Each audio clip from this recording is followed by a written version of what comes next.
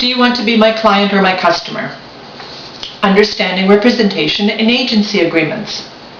There is a lot of confusion about agency representation agreements. Here is a short and sweet explanation. When a salesperson is representing a product, car, or a house, they are acting under agency and their fiduciary duties belong to the party paying for their services, unless they have a contract that says otherwise. If you walk into my open house, that is my own listing, and ask me questions about the property like, what will they take? It is my duty to tell you, asking price. I'm not trying to be glib or rude, but the seller has a contract with me and my brokerage to sell the property at a price they have chosen under the listing agreement. My duty is to the seller, not the buyer. If you walk into an open house that I am hosting that is listed by a colleague, my duties are still with the seller, but you can become my client by entering a buyer representation agreement with me. Now, I can offer counsel to the buyer. Under this agreement, I can give information about recent sales in the area, market conditions, my thought on the market, and more.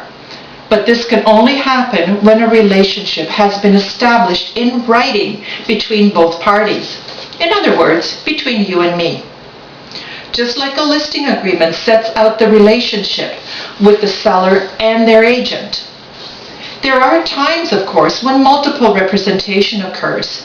That happens when a property listed with my brokerage is of interest to the buyer under contract with the same brokerage. An open discussion can be held with the exception of two areas. One, if I know what the price the seller would accept or the buyer will pay, I cannot share that information. Number two, if I know the motivation for the buyer or seller regarding buying and selling, I cannot share that information. These are two restrictions and must be adhered to. Now, if that still is not clear, visit my website at www.bettybart.com.